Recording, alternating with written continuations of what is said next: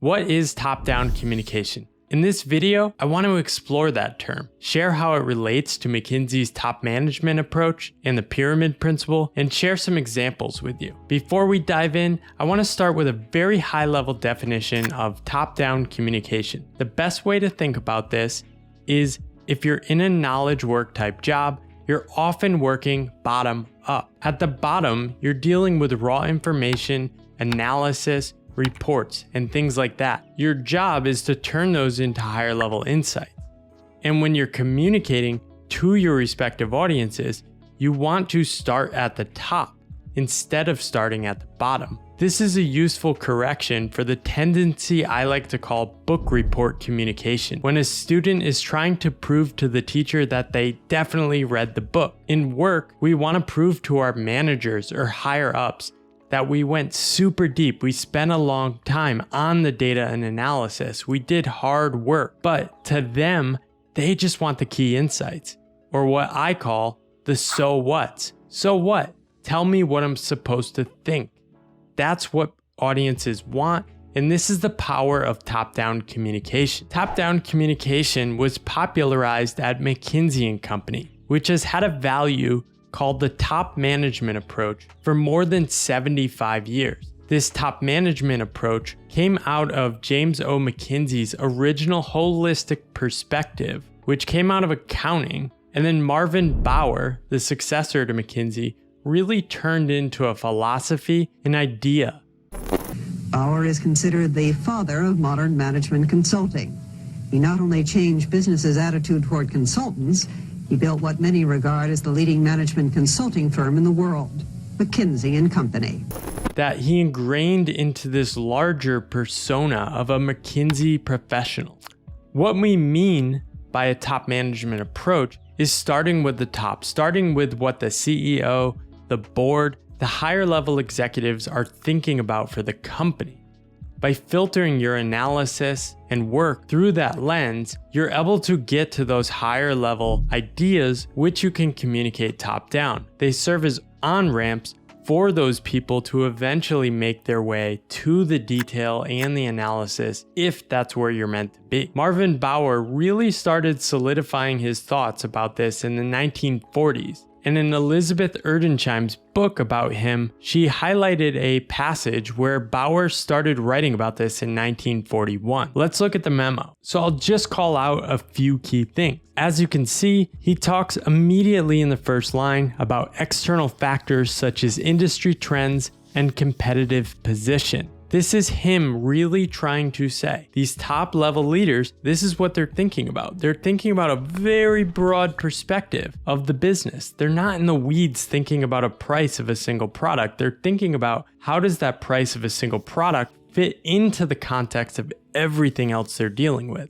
Let's dive deeper and look at the few specific points he outlines, 3 of them. First, he says we make an overall diagnosis before we decide on the specific problems to be solved. In this point, he's arguing again, get the complete picture. And it's not a surprise that when you work in consulting, you often spend weeks really assessing and defining that current state. Second, he talks about we determine the order in which problems should be solved. We try to persuade the client to let us put first things first. This is about the order problems are solved, right? If you're taking a top management approach, you're literally starting at the top.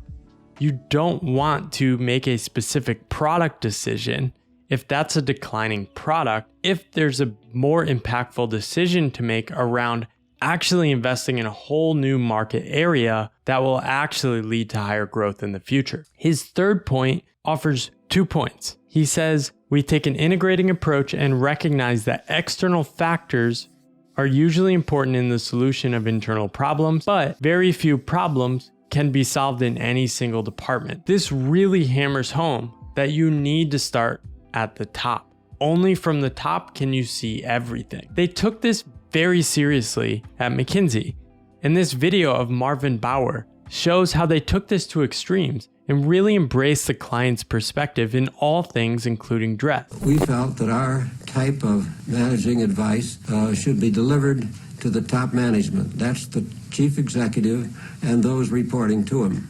We called it top management approach. And all we wanted to do was to have our people look like the same people they were serving. And most chief executives wore hats, so we wore hats. Just as simple as that. To embrace this, I'm going to wear a top hat for the rest of the video. Just kidding. Not going to wear a top hat, but let's keep moving. This also connects to the pyramid principle. So the pyramid principle is a framework that we used in consulting to help us synthesize and structure ideas. I present it in two parts. The first part is about synthesizing your ideas. You're starting at the bottom, as we talked about at the beginning, and moving up to higher level insights. And then the second part is starting with those higher level insights and communicating top down. An even better way to think about this in respect to top down communication is to think of the pyramid like an iceberg. And often we think those lower level ideas are the most important. We need to show these to the people we're working with. But to your audience, the higher level main insights are what they actually want to hear. Let's bring this alive with an example. Let's pretend you're working with a CEO of a major healthcare system.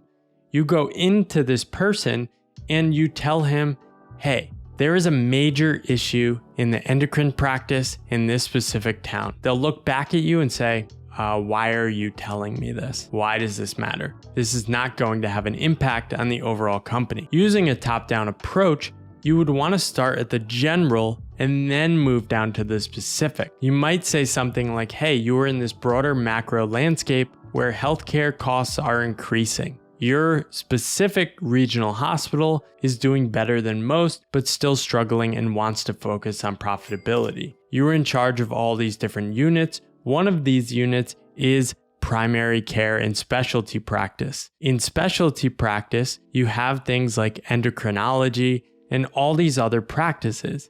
In endocrinology, we notice this trend of increasing cost and spend. And this might actually be a key to unlocking profitability in many other divisions too, because there's an opportunity to spend money to improve our systems and take what we can learn and react to in that specific practice for the overall system.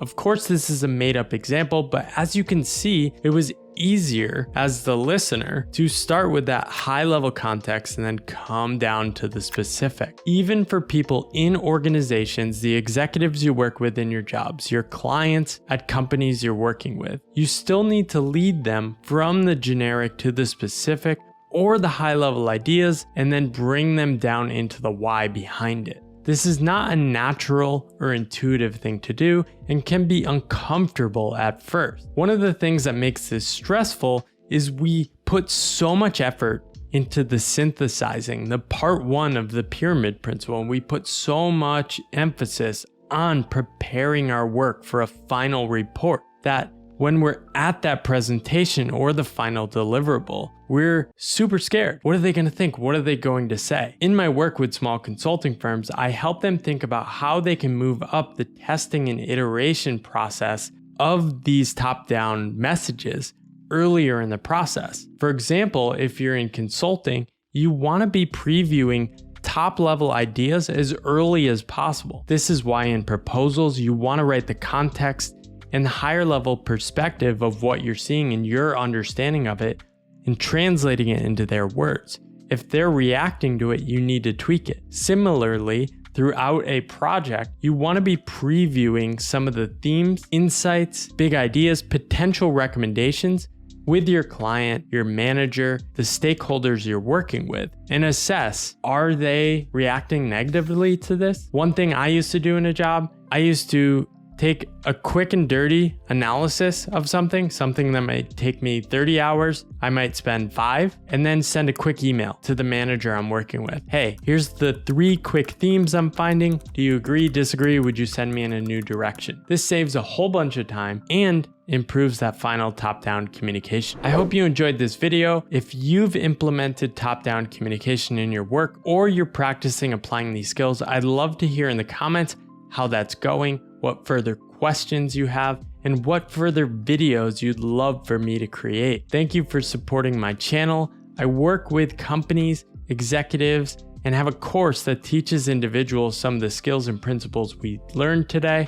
and can help you apply these principles in your work and take things to the next level. Thanks for supporting my channel. I'd love if you liked the video, subscribed, and left a comment if you appreciated it.